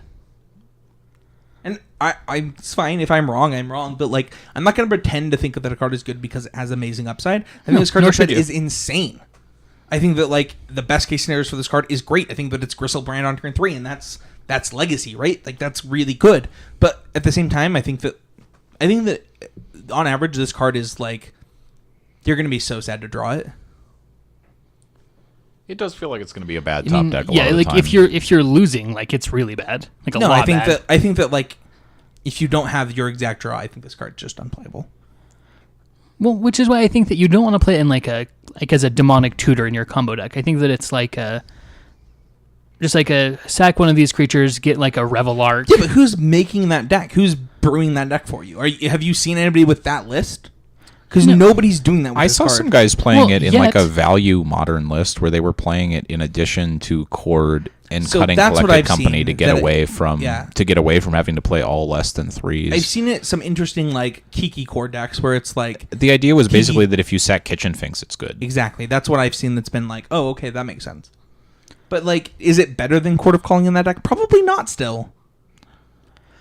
Maybe. I saw people playing it with Court of Calling, for what it's worth. Yeah, I think that it allows you to either replace Collected Company or Court of Calling in that type of deck, which might open up the playbook a little bit, let you start playing things like Revel Arc. But it's like entirely. I mean, as you're saying this, I'm quite confident you also are like, there's a reasonable chance it's just not better than either of them, right? And that the correct deck to build is just. That's my thought. Yeah, but it's hard to know, like having not tested it a lot, and it feels like None. I've tested it feels like there's a big not one difference time. between like a bad list for something like this and a good list. All right, coming in next, we have Emrakul, the Promised End. This card is 13 mana for the 13/13. This card costs 1 less for each card type in your graveyard. And then when it enters, I think it's a cast trigger also. So when you cast this card, you Mindslaver your opponent. So when you cast it, you gain control of target opponent during that player's next turn. After that turn, that player takes an extra turn. It has flying, trample, and protection from instants. So basically the idea of this card is that you Mindslaver your opponent, you waste their hand, and then you give them their turn. I have this card as like basically just a sideboard card in some decks, and I think that's as good as this card gets.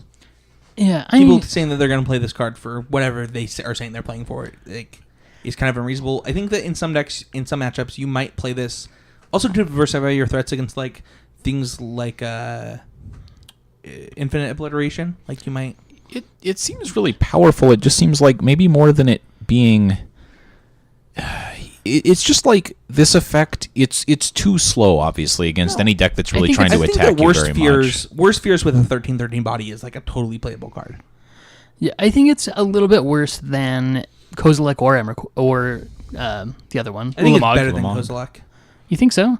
I think Kozilek is like only good in one deck, and that's Modern Tron as a sideboard card. And I think that in Standard, this card I'd rather play than.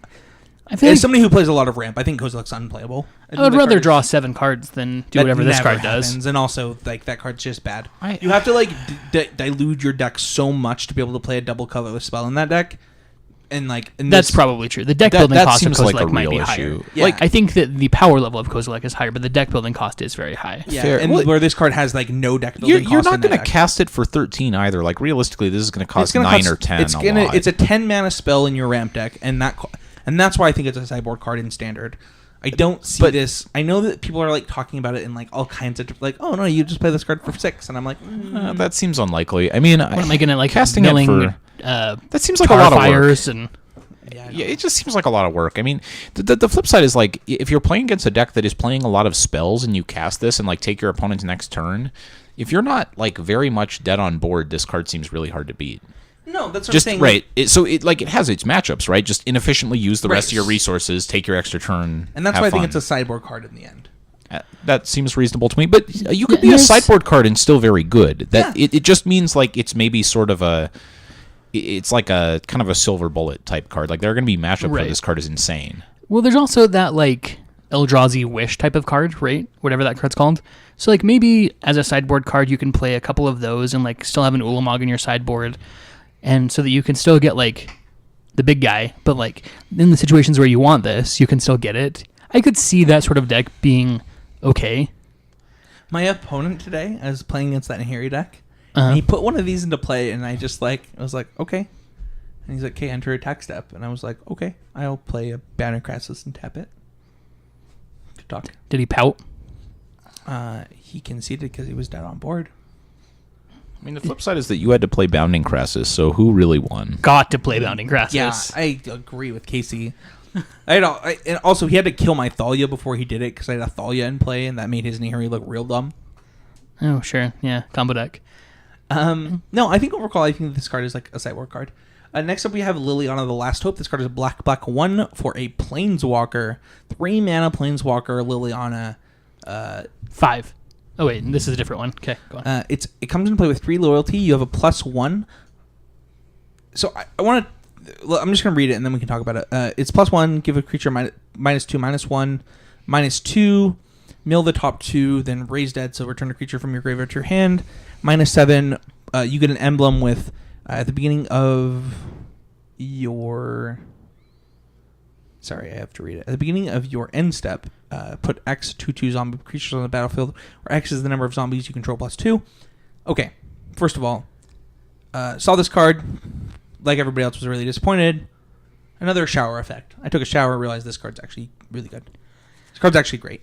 Yeah, I mean, Raise Dead is not a powerful card, but I think that on like a recurable Raise Dead is pretty good though. Right, and it spills your cards, right? Yeah. Like it helps fuel your delirium. Can you imagine if like Raise Dead milled you 2 at the same time? Like if Raise Dead was 1, mill yourself 2, Raise Dead, like that card would be great. Yeah, like that card, yeah, at least perfectly fine. Yeah. Right? Like it would be a card that you would at least sometimes play, as opposed to like being a joke. But you would play Raise Dead. You play Raise Dead Unlimited all the time, right? If Raise it also Dead- milled you 2, that card would be great. This is more like Raise Dead cantripping. That's my thought. Is like, Right? If Raise Dead said return target creature from your graveyard to your hand, draw a card, like that card would be fine. Okay. My next point is like everyone dogging the -2/-1. They're like, "Oh, this is so bad. This is an unplayable thing." I don't and I'm know. like, wait a second. You play Jace right now, And this is literally just better than that. yeah, it's just better. And So- people, Yeah, think about like all the times that Jace stonewalls you, right? yeah, all the times that Jace was like, "Stop your best guy. Stop your best guy. Stop your best guy. Stop your best guy." And this card also happens to like just destroy humans. Right, it gets to pick off creatures, and yeah, I think that this card is totally fine. Like its plus can kill a creature. That happens very rarely. Can kill a creature for what by the it's way. worth. Yeah, that's what I'm Like saying. people are like, "Oh, it'll never do that." I'm like, "Yeah, Well- it does. Yes, it will." And also, if it doesn't, it like makes a creature not matter, and that's just as good. So if you play a Grim Flayer on turn 2 and your opponent plays a Sylvan Advocate and you play this on turn 3, you can now just plus on their Advocate and swing through it. They can't like chump block, they can't do any of that stuff. So I don't know, like it's definitely a card that requires your deck to be built a certain way for it to really like I don't think you can just play this in every deck that plays black. It is hard to think about like the turn 1 Gnarlid, turn 2 Grim Flare, turn 3 this because it's like green, black, 1 black, right? You don't even need a dual land. Forest, swamp. It's true. It's real easy. Thanks, Casey. You just have to be good at, at drawing untapped lands. It's No, I think that like the amount that this card is getting hate will mean that like at the end of the day this card will be great and people will go back and be like, "Oh, this was the most underrated card ever." And it's like, well, that's only because you guys like had real unrealistic expectations going into it. I don't know, this feels Liliana a of the lot Veil like- was insane, right? And I think people were like, there were people that genuinely, in their heart of hearts, believed that they were going to reprint Liliana of the Veil, which is an insane Magic card. Well, also they probably could have done that. Liliana only saw play for half of its standard season. Liliana is really good in like those. Like, would Liliana be that broken in this standard format? You don't even have flashback. You have Madness. Whatever. Like, whatever. I think that card would be pretty good, man. I think that it would be pretty good too, and I think that like having it be in standard is fine. But like, yeah, I think that I agree. That's why they were so upset. But at the end of the day, it's great. Michael, what were you gonna say? It looks a lot like Jace to me. Like That's how Flip I Jace, feel about right? it. It just like it's like probably not. It literally is like. I think the it's same almost the same abilities. card. Yeah. I mean, it's like set up to be very much like a creature Jace, right? And I mean, like that's at least fine. Gives a creature flashback. It mills you 2 to make that even a little bit better yeah, than Jace's like ability. and that sort of Can you imagine balances if out Jason for milled 2 before you gave a card flashback? Well, That'd be insane. giving a spell Would be very flashback powerful. is a lot better than Raise Dead, but That is true. Well, it depends. Like, not in the world that we live in now, right? Because they give us nothing but creatures. yeah, I think in particular, if Jace was just a 2-mana planeswalker, where like the real thing is having to flip Jace is a real cost in this format. If Jace was just if he came into play on the planeswalker side for 2 mana, he would still be seeing tons of play. It would be insane. Next up, we have Elder Deep Fiend. This card is getting a lot of talk. So this card is an Eldrazi. My computer's going real slow. Eldrazi Mistbind Click. Yeah, it's a little. I think it's better than the Mistbind Click, right? So it's Probably. 8 mana, and then it has flash, and it has emerge for 5 blue, and then when you cast it, tap up to 4 permanents. So yeah, this can influence combat. This can time walk your opponent like Mistbind Click does, and it's a cast trigger. So like even if they have a counter spell or whatever, like you're still getting them. Oh, did we say it's a 5/6 also? Yeah, it doesn't have flying, so it's not a 4/4 flyer, which is like bonkers. It also conveniently survives the backside of Kozilek's Return for whatever that's Real worth. conveniently. Yeah. Also, Yeah, and it triggers your doesn't Kozilek's matter, returns. right? Because like the backside of Kozilek's Return Well, wouldn't hit it anyway. when you Your did it the first second time. one. Okay, Your second when thanks, I Michael. double Elder Deep Fiend you and then get Kozilek's Return on the backside, I get to keep both of them. Yeah, when I saw this card, I was like, unplayable. Another one of those cards. I think maybe all these shower cards were spoiled at the same time. 'Cause, like, This was the same shower. yeah. But like This card is great. It's like an hour and a half. The water bill was insane. That's just all my I showers. think you could literally leave your shower running 24/7 and your water bill would be less than $40 most of the time. No, I think this card is quite good. I think that it's less good than other podcasts are making it out to be, but I do think it's quite good. I think that this is one of the 2 or 3 best cards in the set. I think that this card is like could be an archetype or even standard defining card. Oh, I think it is an archetype defining card, but I think that like that's true of a lot of cards.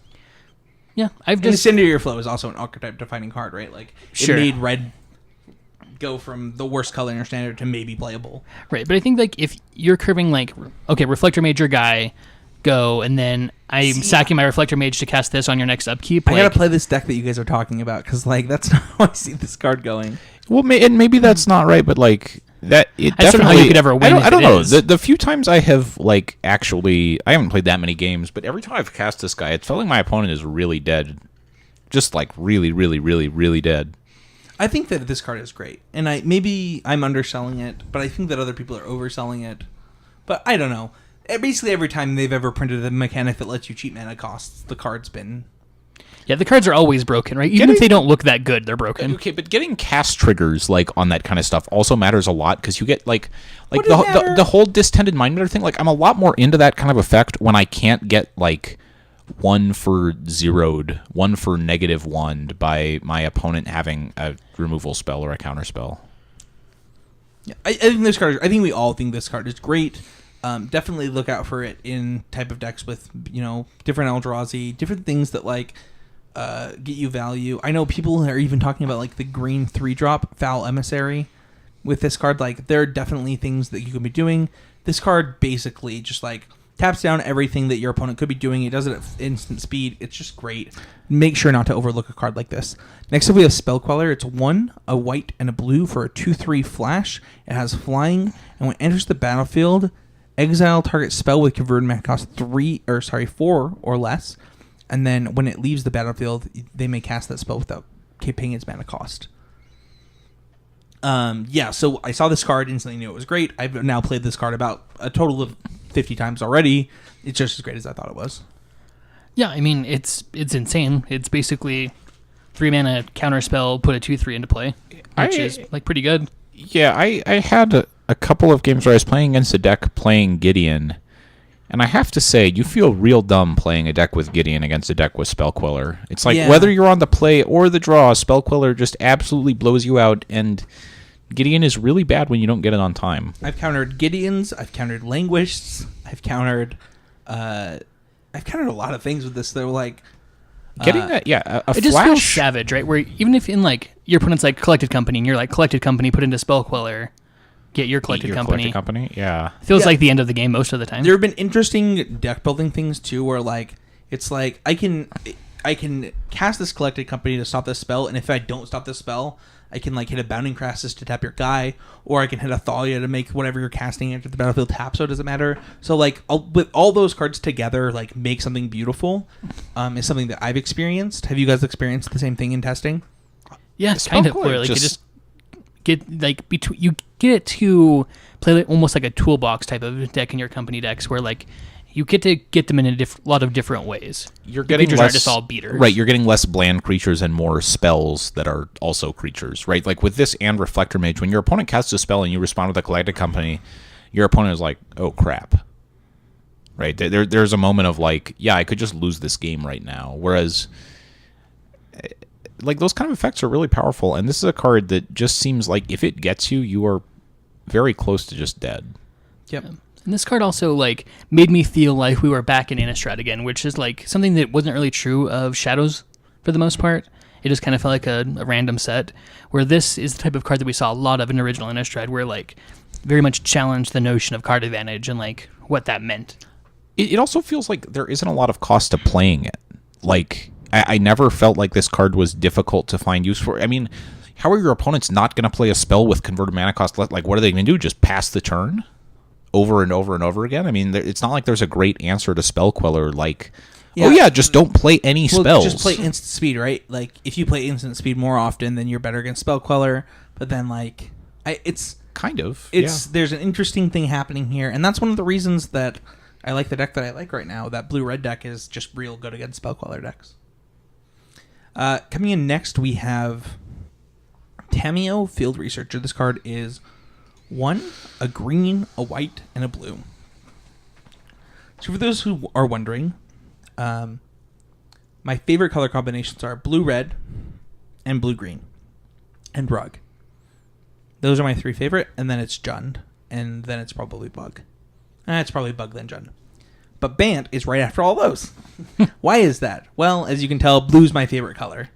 And I'll accept playing white if I get to play blue.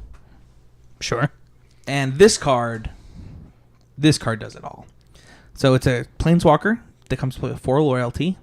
You can +1 to choose up to 2 target creatures until your next turn. Until your next turn. Whenever either of those creatures deals combat damage, you draw a card. -2, tap up to 2 target non-land permanents. They don't untap during their controller's next untap step. -7, I did this a lot of times already. Draw 3 cards, you get an emblem with whenever you cast a non-land spell. You can cast non-land spells from your hand without paying their mana cost. So this card does a lot of things. Yeah, this is already like one of my favorite cards I've ever played. And as soon as I read it, I was in love with this card, and I'm probably going to play it an unhealthy amount. This is your Sarkhan? Yeah. This is the most excited I've ever been about a green card by a lot. This card is insane. So, +1, and choose up to 2 target creatures until your next turn. Whenever either of those creatures deals combat damage, you may draw a card. That feels so good with Sylvan Advocate. You can target their creatures. They can no longer block or attack with them. Well, or you can target your own Sylvan Advocate and you can attack, and then they don't want to attack you back, right? There's so many levels. Or you can plus it and cast Dramoka's Command, and now you have a cantrip Dramoka's Command, and if you make their creature... No, I think it's only combat damage. I don't think that works. Combat damage. Oh, you can imagine what it'd be like if it weren't, though. Man. No, but either way, And then the minus is, potentially great, too, right? It makes it a really good top deck sometimes. Yeah, I can't imagine a creature mirror that this doesn't take over, and if your opponent's not playing creatures... That +1 is going to just eat them alive, right? You're recalling a turn. And plus the -7, right? That's a thing. If you get to -7, oh yeah, that's the end of the game. Just actually dead. Yeah, I am playing this in Bant Company, and because I'm playing it, I don't have to play either Eldrazi Displacer or Avacyn. That is how good it is in the creature mirror. And I have literally beaten Avacyn Eldrazi Displacer decks with this card because it's that good.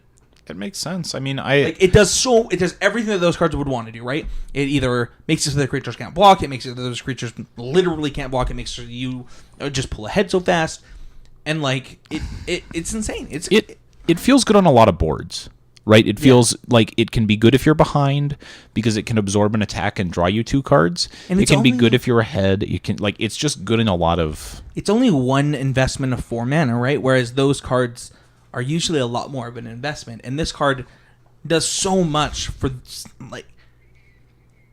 this card is so good. If your worst case is Divination Fog, behind, right? Yeah, right. If your worst case is Frost Breath, and then you still get another look at it, right, to do something. Well, you could go Frost Breath into Divination Fog, right? That's that's the bad version of this card, right? That's kind of the floor, which is saying something. Yeah, this card got us ranked high as number 1. After playing this card, I probably would have rated it higher. This card is real good. I actually wonder if it's even correct to play company decks when you could just play non-company decks. But the thing is right now I have a company deck where every creature in the deck is hit by company, and then it has this and removal spells. Yeah. So you playing 25-ish hits then? 24 creatures, this removal spells. Yeah, it's close. 25, 24 is about the minimum. But it also depends on how good the spells... 30 with a bunch of Loam Dryads is... There's right, nothing like Loam Dryad. Right, but that's what I'm saying. If it's the traditional Bant Company shell where all your hits are pretty good, you can sometimes get away with cheating a little bit towards the lower end of that spectrum. Next up, we have Thalia, Heretical Healer. Heretical Cathar? Yeah, I think we're combining Liliana and Thalia. Just saying words. So Thalia... Wait a second. Oh no, it's the next card. I was like just reading a card and was like, how's this done on the list? And then I realized it was number 1. Thalia, Heretical Cathar, is 3 mana for a 3/2 first strike. Creatures and non-basic lands your opponents control enter the battlefield tapped. What an unfun Magic card. Yeah, this one is hard to get out from under the thumb of. I think that this card will see Modern and probably Legacy play, just because, like, okay, I'm going to put my fetch land into play tapped, and then I'm going to fetch a land and put it in play tapped. Like, it takes 100 years to get a mana, and at that point, you're getting beaten down by a 3/2 the whole time. I think this card is great. I honestly, like, at the end of the day, I hope Thalia wins the day and somebody beats the Eldrazi, but, like, at the same time, why? Why is this a card? I think the thing they did is I think there's a card about it. Does she beat the Eldrazi? I think that the whole squad does. I think that they put him in the moon, whatever that card is called. They put Emrakul in the moon. That's right. That just seems like a bad solution. Like, why would you put something in the moon? It doesn't make. It's like, what? You're putting it in the moon? Get out of this galaxy. I don't want you anywhere near me. The moon is way too close for Emrakul. But they can move from plane to plane. Well, but, like, not all the, like, chumps that are stuck there. Tell him to get away. Give him a reason to stay away. Thalia can't. I don't want to imprison someone in, like, a nearby moon. I want to, like, imprison them in, like, the moon of another galaxy, or, like, at least Jupiter or something. This is way too close. The Hell Vault from original Innistrad was made out of a small chunk of the moon. So they just made, like, a giant Hell Vault to put Emrakul in. They just turned the moon into a Hell Vault? Yeah. Is this going to be like a zoo? Can you go by and see Emrakul, like, behind the bars? That feels like something you wouldn't want to see. I don't know. Doesn't he cause everybody he comes into contact with to go crazy? I don't know. What is that's true? Does the ocean just, like, create tidal waves all the time now? Like, what is? Yeah. What if it changes the weight or density of the moon? They did not think this out very well. That's my thought. Well, no, but I think at the same time, Tamiyo is like a moon expert. All right, we're having too many. Well, a moon expert sounds great. So I really want to play with that card now. Now that I know that Tamiyo is a moon expert, I am sold. Okay, thanks, Michael. Let's talk about Thalia. I think that this card, it's interesting that we have it as high as we do. I think that it's like one of those cards that's like probably a multi-format card, which is why it's so high. But it's like one of those like 1 of to 2 of to 3 ofs, and I think it's very deck dependent. And I think that's usually a 1 of to 2 of. That could be true. You're doing it with this card though. Like, I mean, in Death and Taxes, we have no problem playing 4 of the other Thalia, right? And I think that this card is of a comparable power level. And you can play both Thalias, by the way. Legends are not planeswalkers. Like, just come on, guys. It feels to me like on the play, this card is really, really good. Like, if you play like 1-drop, 2-drop Thalia, your opponent is really probably dead. Yeah, I think this card like makes it so a lot of the decks that I like to play aren't fun. This is the kind of white card that I don't enjoy, but that also means that it's quite good. If I don't like it, it means something. It means that it's very good. So, I mean, it just depends on how many non-basic lands are in the format. But if you're frequently getting like, I don't know, one-sided root maze out of this, like, that's just really hard to beat. And also they're creatures, right? Hence root maze. Does root maze do both? I think so. I thought it was only lands. Regardless of what root maze does, I think this card is very powerful. Like, it's impossible to come back from if you can't kill it. It's artifacts and lands. All right. I was like pretty sure it didn't hit creatures. I don't know what magic cards do. You work at a magic shop. He no knows one the buys or names of sells them, root maze. which would be not true if it hit creatures. I should have known. Yeah. Now, what? Well, this could be now. You know. No, I think that this card makes games where you could stabilize games that you can't stabilize, and that's important in a card like this. Whether it's in an aggro deck or like a fast mid-range deck, it's like a huge boon to make it so your opponent can't do things. Yeah, your opponent not doing things is the best way to win, right? If you can mana screw your opponent... The best way might not be the way I would say it, but a very efficient way to do it. The most efficient path to victory. Yeah. If you can turn your opponent into a non-participant, whether that's by killing them on turn 1 with Charbelcher, making them a non-participant that way, or by making it so they just literally don't ever cast spells with Wastelands and Thalias, like whatever. This seems a lot like if you're playing... Just looking at this card more and thinking about like playing mirrors with it, This card is going to be super miserable to play against in a mirror.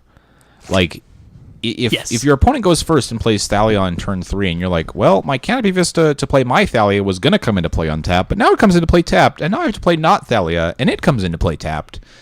It just feels like I can imagine a lot of situations where someone playing this on turn 3 basically means the other person is dead and just doesn't get to play Magic. Conceded yet. Yeah.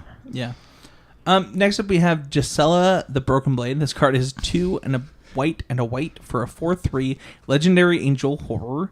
It has flying, first strike, and lifelink. At the beginning of your end step, if you control and own both Gisela the Broken Blade. I keep calling it Thalia. Sorry. Gisela the Broken Blade and Bruna the Fading Light. The Fading Light. Exile them and meld. So the meld card is Bracella, the Voice of Nightmares. It's a 9/10. It has flying, first strike, vigilance, and lifelink. And opponents can't cast spells with a converted mana cost 3 or less. Bruna, because we have to talk about it if we're going to talk about this card. I believe it's 7 for a 5/7 flying. I think it's a returns. 5. Oh, it is a 5/7. So it's a white 5 for a 5/7. When it enters the battlefield, when you cast it, return target human or angel to the battlefield, and it has flying and vigilance. Okay, so I have heard a lot of people say that you just play a one of Bruna in all of your Gisela decks, and I think that's nonsense. I don't know. I think that it's probably in the big deck mirror, the big creature deck mirrors. I think that Bruna is a better sideboard card than Linvala most of the time. So you're not saying play them both in the main deck, right? I mean, maybe there's a deck that wants that, but I think that if we were looking back to green white aggro or green white mid range of Last Standard, I think that you would play Bruna in your sideboard, not your main deck. And I think that that's probably where it belongs, because in games that are going to go long and be grindy, just having that type of regrowth of a creature and the flip side is pretty powerful. It's kind of a one card combo, if the mana isn't an impediment. Right. But beyond that, Gisela, which is the card we're talking about, is very powerful on its own. Even if you're just playing it for the 4/3 flying first strike lifelink, that does not unconvincing Baneslayer impressions. This is just the 4/3 first strike flying lifelink. This is a card that I already spell quellered 4 times. I believe I liked Matt's comment on this card, which was, let's just drop the last word of the name. Just call it Gisela the Broken. Yeah, I think that's just quite really good. I think that they specifically made it have 3 toughness so that it didn't break Modern. It would be, as a 4/4, this card would be a lot.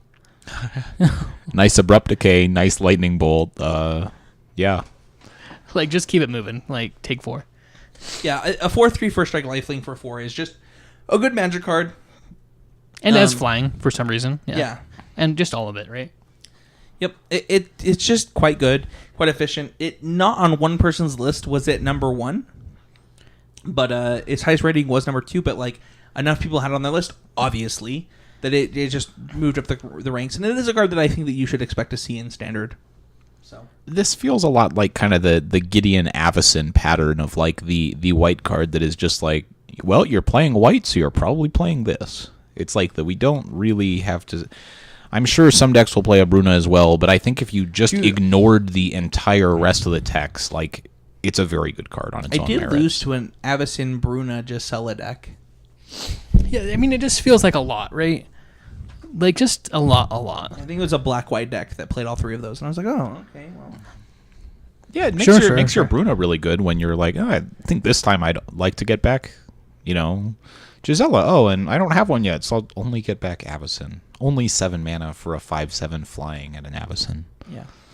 All right. What did you guys think of this set? There were people when the set started being spoiled. I was like, oh no, this is gonna be a real bad set, guys. If these are the cards they're spoiling at the beginning of the set's not gonna turn out great, and it actually did turn out great. Yeah, I think that this set is really powerful. I think that it's going to shake Standard up quite a bit. I think that maybe some of the same decks could still be powerful, but they'll look a lot different. And I think that there are plenty of cards that are powerful enough to create new decks. Michael, any cards that aren't on the list that you thought should be? No, but there are probably like 10 cards on this list that I'm pretty interested in actually actively trying to work into decks or build new decks around. And like, I really like that when I look at this list, I'm not exactly sure like what the best Distended Mindbender deck is or what the best Elder like, I don't think that anyone like looks at these cards and is like, snap it off. This is how we're playing it. Like, that makes it more fun to me. Casey, any cards that aren't on this list that you thought should have made it?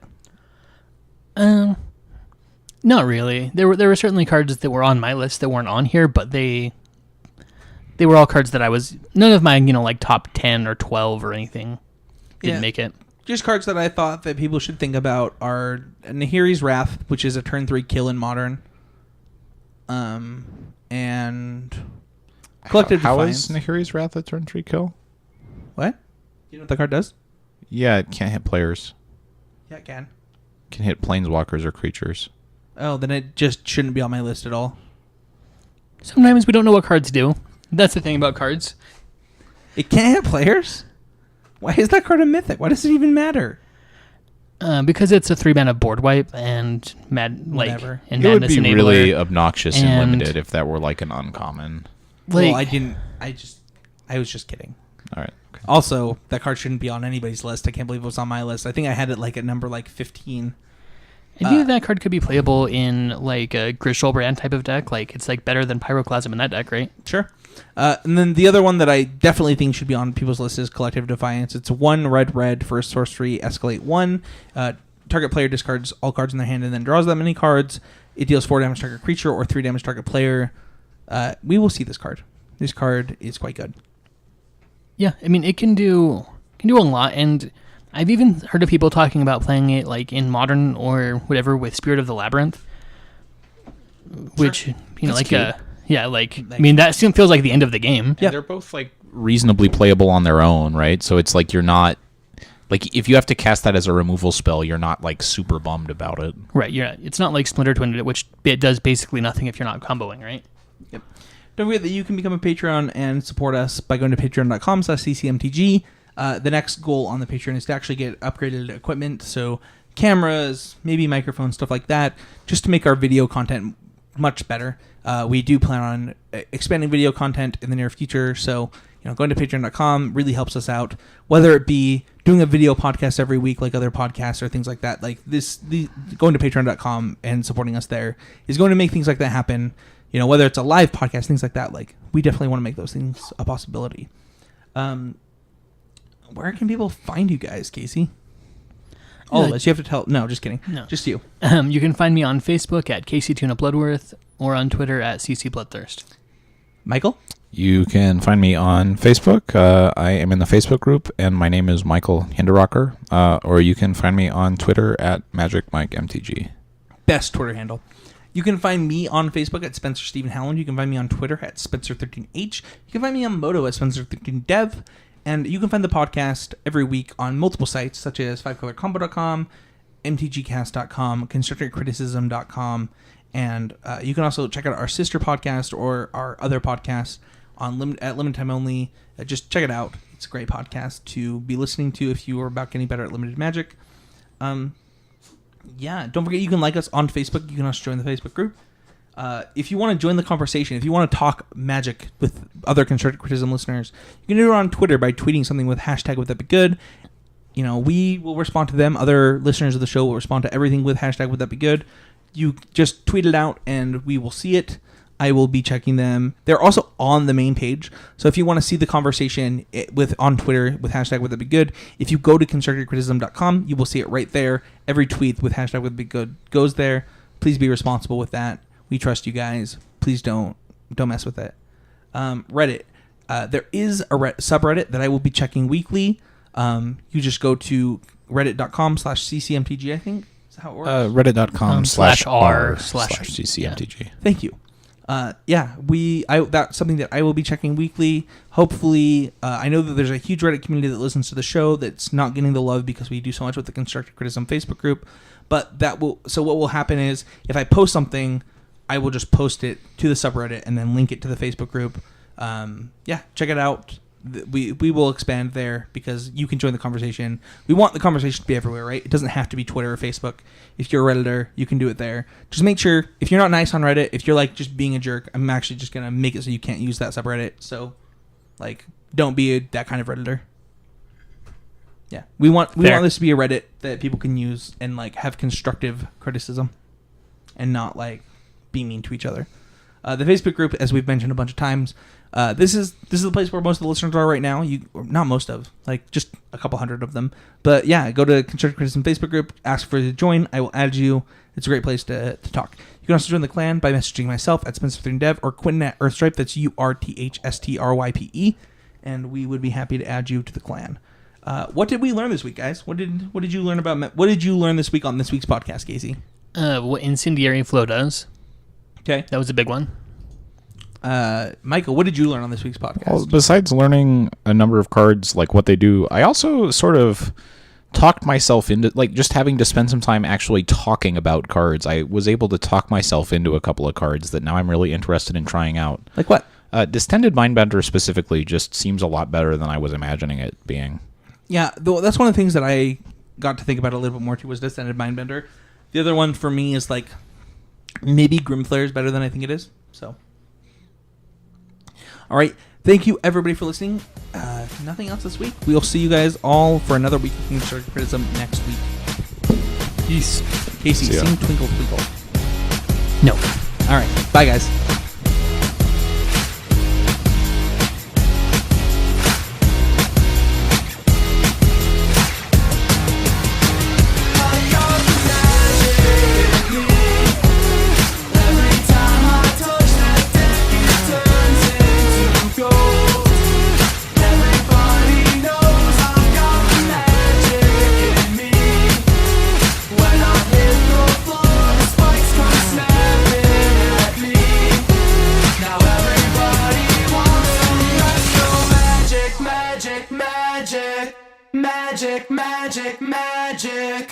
Twinkle, twinkle.